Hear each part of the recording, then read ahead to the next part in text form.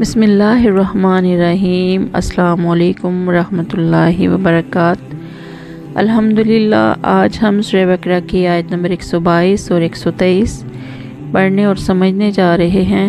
دعا ہے اللہ رب العزت ہمیں سمجھ کر عمل کی توفیق عطا فرمائے، آمین یا رب العالمین۔ اعوذ باللہ من الشیطان الرجیم، بسم اللہ الرحمن الرحیم۔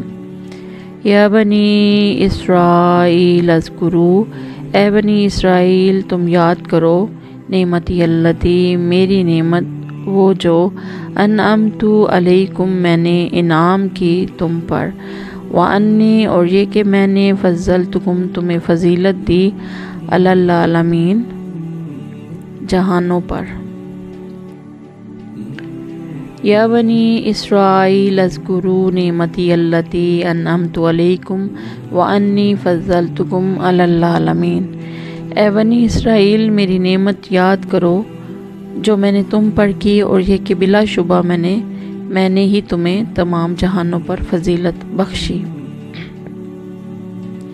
واتقوا اور ڈرو یومن اس دن سے، لا تجزی نہ کام آئے گی، نفسن کوئی جان، ان نفسن کسی جان کے، شیئن کچھ بھی، ولا یقبلو اور نہ قبول کیا جائے گا، منہا اس سے، عدلن کوئی بدلہ یا معاوضہ، ولا تنفعہا اور نہ اسے نفع دے گی، شفاعتن کوئی سفارش، ولا ہم ینصرون اور نہ ان کی مدد کی جائے گی۔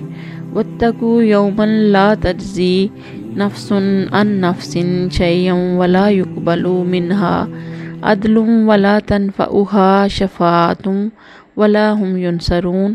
اور اس دن سے بچو جب نہ کوئی جان کسی جان کے کچھ کام آئے گی، اور نہ اس سے کوئی فدیہ قبول کیا جائے گا، اور نہ اسے کوئی سفارش نفع دے گی، اور نہ ان کی مدد کی جائے گی۔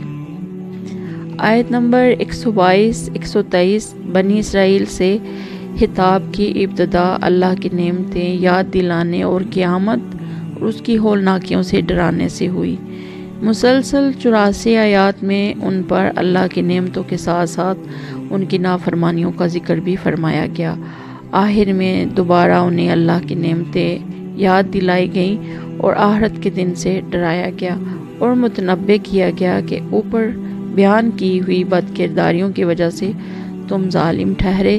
سو اب امامت و قیادت بنی اسرائیل سے بنی اسماعیل میں منتقل ہو رہی ہے، جن میں ایک پیغمبر مبعوث کرنے کی دعا ابراہیم علیہ السلام نے کعبہ کی بنیادیں اٹھاتے وقت کی تھی۔ ان آیات اور پچھلی تمام آیات کا مقصد اہل کتاب کو رسول اللہ صلی اللہ علیہ وسلم پر ایمان لانے اور آپ کی پیروی کرنے پر ابھارنا ہے۔ دعا ہے اللہ رب العزت ہمیں سمجھ کر عمل کی توفیق عطا فرمائے، آمین یا رب العالمین۔ السلام علیکم ورحمۃ اللہ وبرکاتہ۔